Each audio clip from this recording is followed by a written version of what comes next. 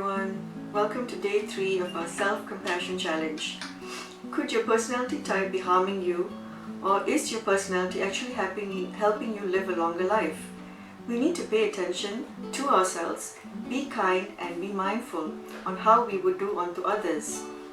Now, our personalities play such an important role in determining our behaviors and habit, so it's a little wonder that the personality type has a connection to your health. Everything from how often you visit the doctor and how you deal with stress is connected to your personality. Today's challenge is knowing which personality group you fall under, either type A or type B. Now you will take a short assessment online by simply clicking on the link below. Once you have completed the assessment, a score will appear on your page indicating your personality type. You can share your results either on our Facebook group, WhatsApp group chat, or in a private message either to Joy or myself. Now, would you be more attentive to yourself and your health if I told you that these two personalities can have possible effects medically or on your physical well-being? For those of you with a type A personality, most often than not there is a perception of you being as hard-driving, controlling, and a perfectionist. People who exhibit characteristics of this personality type tend to be more competitive, impatient, tensed, assertive, and sometimes very aggressive. Type A's are often seen as hard-driving workaholics who will do anything to get ahead. They often feel a need to dominate, both at work and in personal interactions, and may derive feelings of self-worth and self-concept from their perceived achievements. Type A's tend to experience more hostility, a characteristic that has been tied to an increased risk of heart disease, hypertension, stroke, to name a few. Scary, isn't it? You don't have to be. I'll tell you why.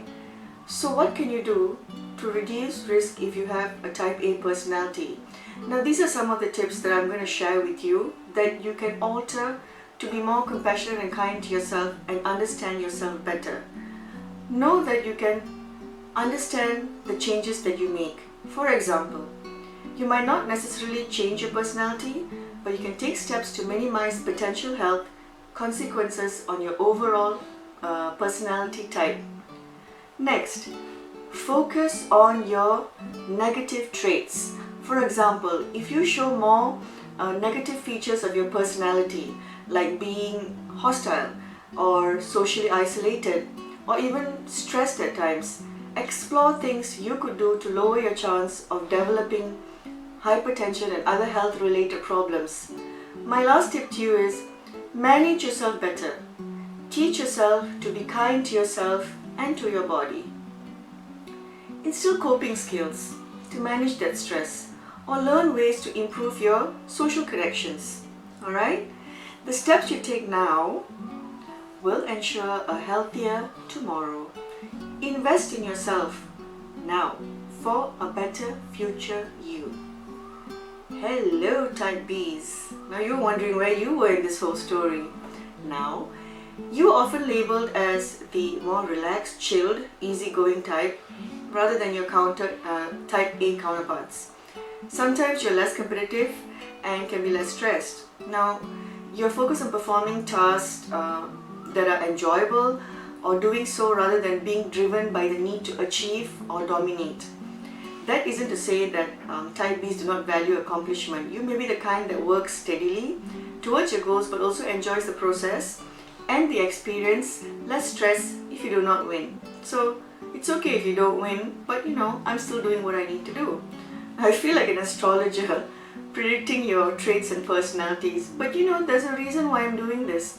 Even though there are more advantages of you being a type B personality, there can be possible health implications. Now, maintain your healthy behavior. Just because you're chilled and laid back, some have a tendency of even procrastinating, doesn't mean that that doesn't mean you need to take a don't care attitude, alright, towards your health. Being relaxed is great, but don't slack on your healthy habits, right? The good news medically is that you probably have a lower risk of developing health issues. which are related to anger, stress and anxiety.